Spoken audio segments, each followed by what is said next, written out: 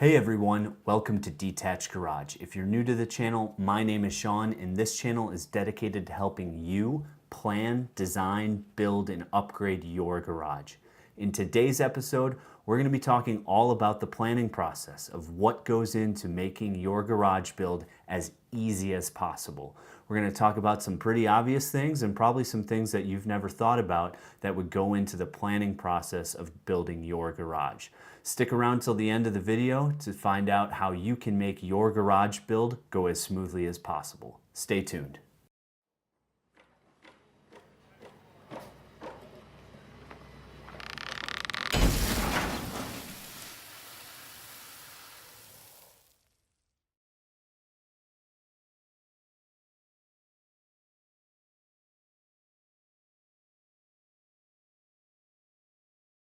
Today's episode is all about planning. It might not be the most fun subject to talk about, but it is the number one thing that's going to help save you time and money in the long run for your garage build.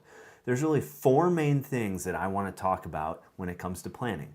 Number one, setbacks. Not only are we going to talk about setbacks, but we're also going to talk about square footage limitations, we're going to talk about height restrictions, and we're going to talk about sewer and septic issues that might derail your garage build as it's derailed mine. The first thing we're going to talk about is setbacks. The second thing is square footage limitations. The next is height restrictions, and finally, wastewater. For all of these, I absolutely recommend going to your local municipality, the town and the county, because sometimes they have different rules, and talking with what our county calls the planner of the day in their planning commission. They absolutely love that you are going to come into their office and talk with them before you even think about building a garage. The planner that I sat down with in my county was very excited and welcomed me into his office with open arms to talk through what the limitations were and what I could and could not do without requesting a variance, of course, for my garage build. It really is going to help scope your garage build and help you figure out what is possible or not possible for your current piece of property that you're working on. As far as setbacks go, there's four main setbacks that we need to talk through. We talked a lot about the lot line setbacks in my last video. I'll link that video up here in the YouTube card up above. We need to talk about structure setbacks, well setbacks, and septic setbacks as well. My lot line setbacks, pretty easy, 20 feet. Need to be 20 feet off the lot line, which is why I need to purchase land from my neighbor. Structure setbacks, if I keep it a detached garage, I need to be 10 feet minimum off of existing structures. So the house and other accessory buildings, I need to be 10 feet off of those. The other two, septic and well, I also need to be 10 feet off of those as well. So some basic guidelines for really where you're going to position your garage in your lot. The next thing we need to talk about is square footage limitations. How big of an accessory building can you build? Most of us want as much square footage as we can get. This is a very important topic to talk about, but there's a few considerations that you're really going to want to consider when you're building an accessory building or a detached garage, or if you need to do a expansion of your house and make it an attached garage. The county that I live in, the limitations for an accessory building are only 750 square feet maximum for the size of lot that I live on. So that can be, you can have one accessory building, you can have two accessory buildings, but the total square footage of those buildings added together can only add up to 750 square feet. So rough math, a 30 by 30 garage, that's 900 square feet. I would require a variance if that was the size of garage I wanted to build. Since I'm really looking towards a 30 by 40 garage, 3-stall setup, that would be well above the limits of a detached garage for my county and very unlikely that a variance would be granted without setting a precedent for future people down the road. And that's what the town board and planning commission doesn't want to do when they grant you a variance, is set a precedent that would allow somebody else to work off of your variance in the future and just basically have a free pass at getting their garage built larger as well. So as a result of wanting to build a bigger garage larger than the square footage allowances would let me do for an accessory building, I talked with the Planning Commission to see how big could I go and what were the requirements that made it an attached garage. For the county I live in, to consider it an attached garage, you have to have a 12-foot wide continuous roof span between your existing structure and the structure you're putting up. It doesn't have to be enclosed, it doesn't have to be anything like that. Basically a 12-foot wide continuous roof section from one structure to the other. Which is actually kind of perfect. What I talked about in my last video is this will essentially be my wash bay area. It'll be wider than 12 feet, it'll be covered, it'll be open, and we'll put a boom pole from the top that feeds from the pressure washer that's going to go inside the garage. But this is how I'm getting around that 750 square footage limitation of a accessory building. I'm literally expanding my house now, technically, with this 12-foot wide roof section that'll go from my house to the garage. The other thing you need to take into consideration with square footage is your total absorption area. This is something not a lot of people think about, and depending on how you're zoned, if you're close to a lake, if you're close to a river or stream, it might be more strict. And that's the amount of square footage of impervious surfaces that your lot has.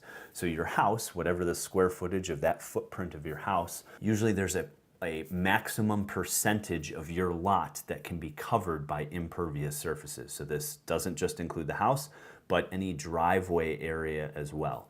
Luckily, where we're zoned, we don't really have an issue with that. We just have an overall structure percentage of the square footage of our lot. And so we're right around just a little bit above 3/4 of an acre with the purchase of the land from our neighbor.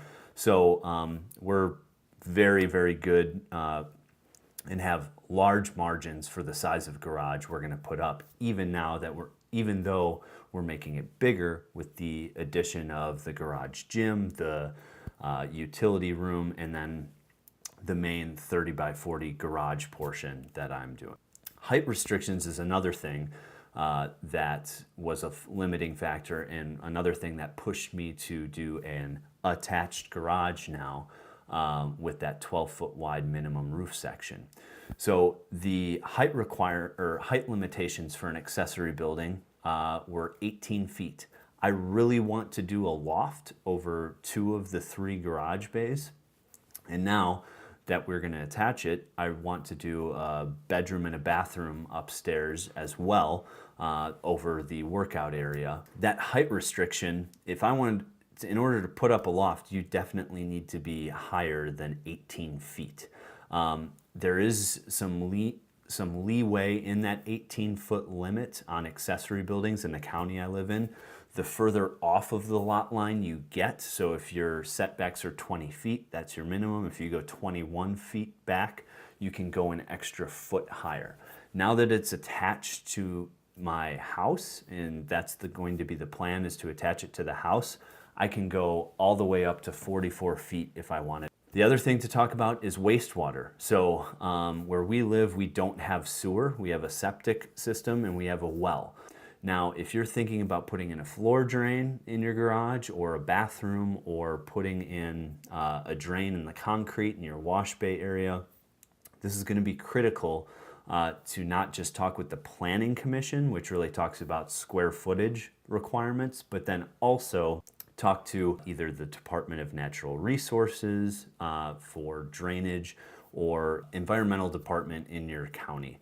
And they're going to tell you, what you can and can't plumb into either your existing septic system or into your sewer if you're on a sewer system. Very critical that you talk through this with your Planning Commission. It's really going to drive the scope and also the budget of your garage build. So if you want to do a bathroom, if you want to do a pressure washer, if you want to do a floor drain, this is going to be a critical piece of information that you need to know and account for in your expenses of that extra cost to trench it into your septic system or trenching it away into a French drain or something like that. So just some added things that you want to think about when you're talking about getting into the planning phases and the scoping of your garage project. Those 4 topics of setbacks, square footage limitations, height restrictions, and environmental restrictions are really going to help you scope your garage build.